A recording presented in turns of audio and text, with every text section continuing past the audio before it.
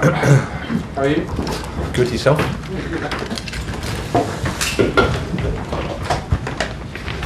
Everyone ready?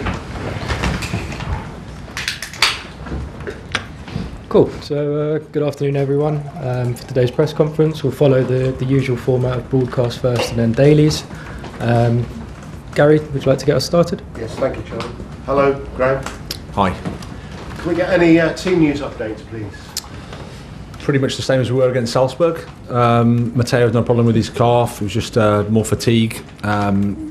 Koulibaly's game came too soon as an outside chance for Wednesday, but not for today. Tomorrow, sorry. So, return to Brighton. Special for you?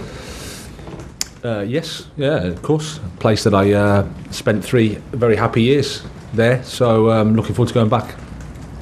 You left very quickly. Didn't have a chance to say goodbye. So does that make it extra special? And what do you imagine the reaction of the home crowd will be towards you? No, these things happen in football. Sometimes life throws you opportunities and you have to take them or not. And timing wasn't great in terms of for anybody, I would say. But again, sometimes that happens. And then it's about a decision, and the decision to work here was too good to turn down. I thought as to what the crowd, what my expectations of them are, I don't really have any. Most people I spoke to from Brighton have been very supportive and thankful, but I'm not naive. I know that that's not universal. Better make sure you don't turn right. No, I'll be okay. Don't worry, I'll know. Yeah, it's right. It's right. Okay. Yeah, unless they've changed it. But have you seen the away dressing room? Yes, I have once. We played them behind closed doors, so in a friendly. But ironically, I didn't go in there while I was there for 3 years, so I've only been there once. Another milestone potentially, if you do get a result, that'll be 10 unbeaten. Your first 10 unbeaten. First Chelsea English manager to achieve that. Okay, I didn't know. I mean, it's nice, but it's not something I'm too focused on. I just want to prepare the team and play well and try and win the game against Brighton, which will be tough enough. So I don't worry about anything like that. It's just to focus on the game. And of course, they haven't won since you left. I guess the footballing gods, that kind of thing can happen, can't it? Their first win could be against their old boss. Of course, they're capable of that. I think they've been unlucky. That's the only thing I can say. The performances have been good. A lot of positives there. The difference is luck. Sometimes you need it, and they haven't had too much from what I've seen. So, but like I said, performances have been good. They've got the capability. I know the quality of the team. So it's a tough game for us. A new technical director. Just a word about Lawrence Stewart joining the club. Yeah, well, that's positive. It's good news. Obviously, I've been focusing on the 8 games that we've been playing in October, and the club are responsible for the appointment. So I'm looking forward to working with him and looking forward to supporting the role. Okay, we'll go to Alex. Hi. How much does it help you prepare for a game when you know your opponent so well? Well, it helps a little bit, but I think Roberto's been in a few weeks now, and you can see the ideas, you can see the differences. There's definitely change there, I would say. So whilst I know the players well, it's a new manager, new ideas. So there's always something to learn. There's always something to surprise. That's football. Which of your former players will you be most wary of tomorrow? Well, I wouldn't want to single anybody out. I think they're a really good team. They understand what they're doing, they understand each other, they understand the game, they understand space.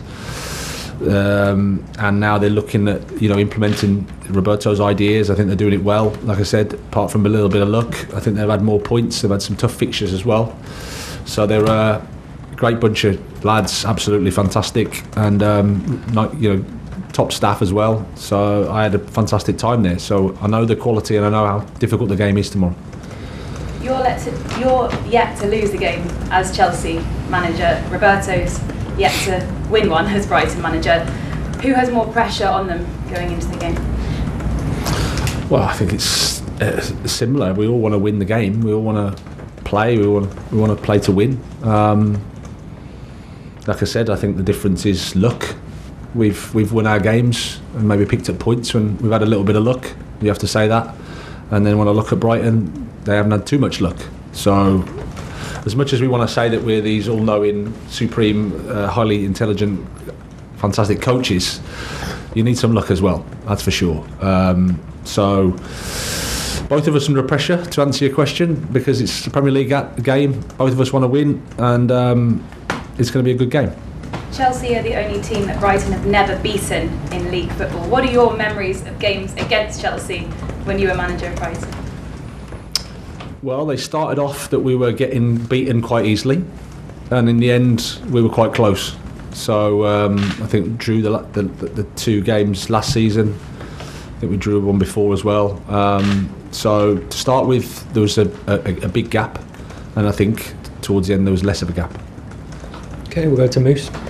Hi Graham, how are you? Good, yourself? Yeah, good. I think you've told us before, despite your newfound position and fame, etc., you still live in the Brighton area. Does that make it tomorrow a more difficult game for you, the fact that all your neighbours are probably Brighton fans and probably don't want you to win?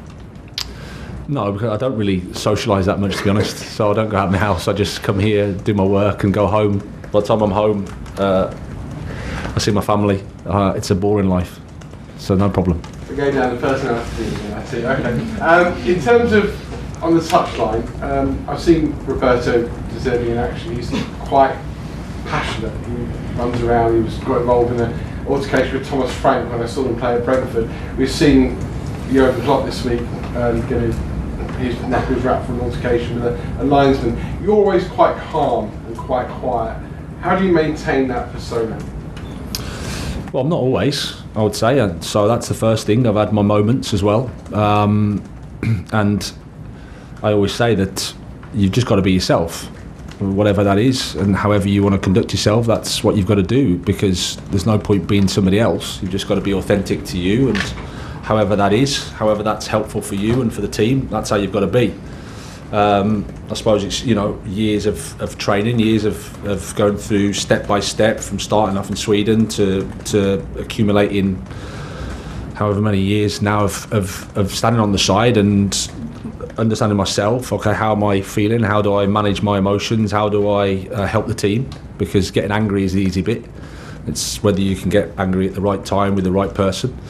So that's something that I've just probably learned over a period of time. But again, I'm certainly not perfect. And just because you're quiet or just because you're animated on the side doesn't mean anything really. It's just how helpful you are to the team. Do you think getting angry with players helps?